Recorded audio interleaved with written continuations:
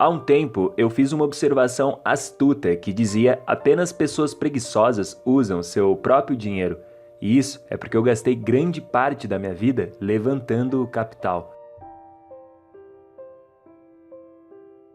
Hoje existem financiamentos coletivos e essas coisas, mas a razão pela qual eu tive que aprender a arrecadar dinheiro foi pela qual eu não tinha dinheiro. E então, se você ler Pai Rico e Pai Pobre, lá meu pai rico sempre dizia: nunca diga não tenho dinheiro para isso. E era meu pai rico, e muitos dos meus professores depois disso diziam: os preguiçosos sempre dizem não tenho dinheiro para isso, não tenho dinheiro.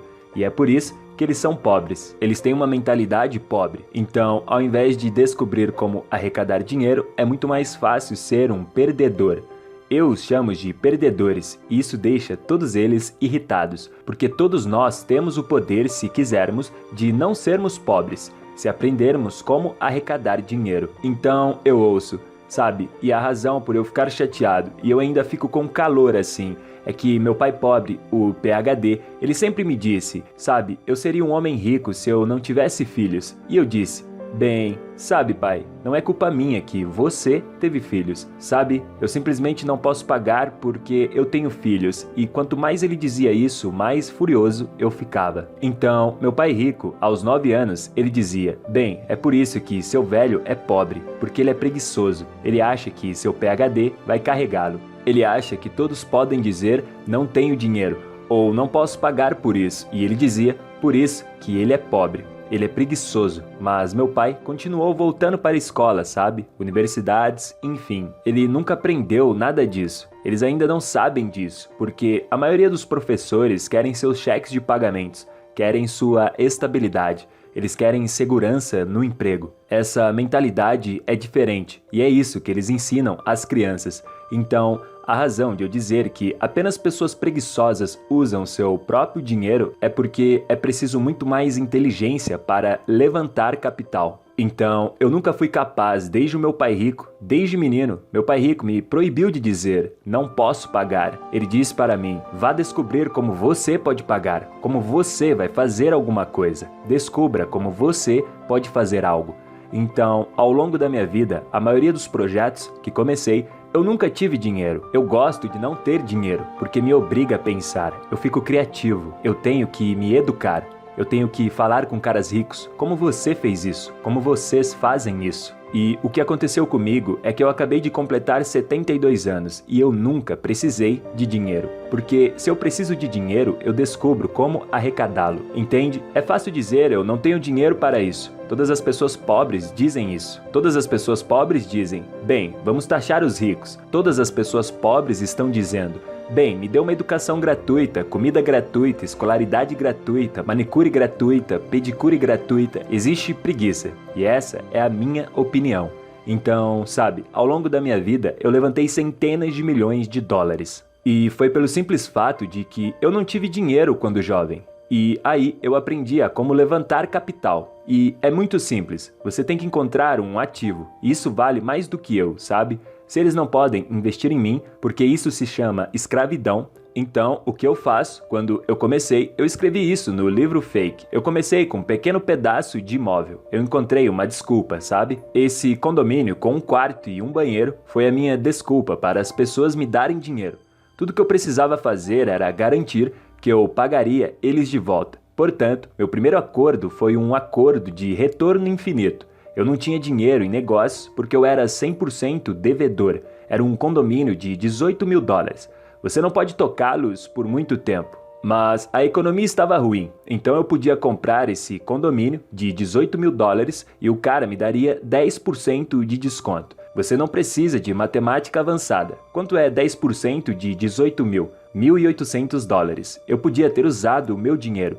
Eu tinha o meu dinheiro, mas isso seria muito fácil. Apenas pessoas preguiçosas usam seu próprio dinheiro. E é isso que realmente irrita muitas pessoas lá fora. Eles dizem, você está me chamando de preguiçoso? Sim, eu estou, porque você é o mesmo tipo de pessoa que diria, não posso pagar por isso, não posso fazer isso, não posso fazer aquilo. E esse é o problema. Está aqui em cima, essa parte entre esta orelha e esta orelha. Eu não posso fazer isso. A maior parte da minha família diz, não tenho dinheiro para isso. Meu pai me ensinou a dizer isso. Minha mãe me ensinou a dizer isso. O meu pai rico me disse que eu nunca deveria dizer isso. Então, esse foi o meu maior erro. Eu estava indo muito bem aqui. Isto foi em 73. Comecei a comprar meu primeiro negócio. E esse foi um negócio de 18 mil dólares. Logo, eu criei um fluxo de caixa que era infinito. Então, eu continuei fazendo isso. Eu tinha muitos bens, então eu decidi abrir o meu primeiro negócio. Foi um negócio de carteira de surfista em nylon. E não vendeu, sabe? Todo mundo conhece as carteiras hoje, mas naquela época, isso em 1974 ou 75, eles não sabiam o que eram as carteiras. Então quebramos muito rápidos. Compramos 100 mil dessas carteiras na Coreia e nós enviamos para o nosso depósito. Estamos pegando dinheiro emprestado de investidores. Então arrecadamos cerca de 600 mil dólares. E eu tenho esse negócio de carteira idiota. Então estamos com sérios problemas. Eu devia ao meu pai cerca de 200 mil dólares e meu pai rico estava rindo de mim. Estamos quebrando muito rapidamente, porque não podíamos mover as carteiras, 100 mil delas, e nós estávamos sentados nesse armazém e ninguém compraria de nós. Então aí está a coisa boa sobre esta estupidez. Você se torna mais inteligente. Então eu comecei a pensar, o que há de errado nisso? O que pode estar acontecendo no mundo nessa época? E todos começaram a correr nessa época. Ninguém corria antes. Mas as pessoas estavam começando a ficarem gordas e as pistas de corridas estavam ficando cheias. Então esses caras estão todos correndo. Então estávamos lendo um jornal, sentado nesse armazém. E lendo o jornal descobrimos que havia um corredor que estava correndo ao redor do parque. E o que aconteceu foi que esse corredor não tinha onde colocar a chave do carro. Então, o que eles faziam? Ele colocava a chave no pneu dianteiro do seu carro e saía percorrer pelos parques. Então, estamos lendo esse jornal. E aí, voilá, quando ele voltou para o seu carro, o carro não estava lá.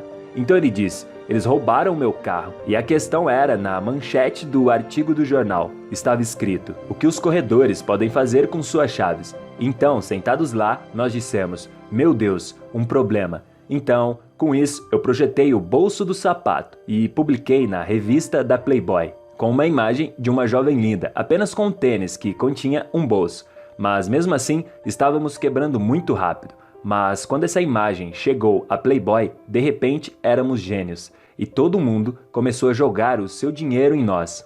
E todo esse produto e nossas carteiras estavam vendendo. Nossos bolsos de sapatos estavam vendendo. E os investidores estavam felizes e as vendas dispararam. Portanto, fomos extremamente bem-sucedidos. Mas ainda tínhamos um problema. Como financiar o nosso estoque? Como a demanda era mundial, não estávamos conseguindo atender a demanda. Então eu peguei emprestado mais 100 mil dólares. E eu fui até o Stanley, meu sócio na época, e eu disse, 100 mil dólares vai resolver o nosso problema de estoque? E ele disse, sim, vai. Então eu dei o cheque a ele. E aí ele fugiu com ele.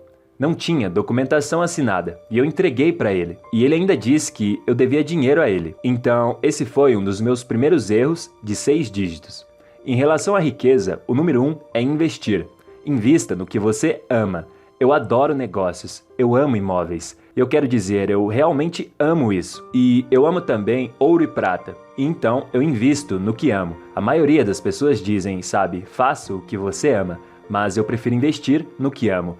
E eu adoro ser empreendedor, adoro investir. É como um Shark Tank para mim. Estou sempre em busca de novos negócios, novas ideias. E é sempre um jogo, como esse que acabei de citar. E sabe, quando você olha para a demonstração financeira, você percebe que nossas escolas não nos ensinam nada sobre demonstrações financeiras.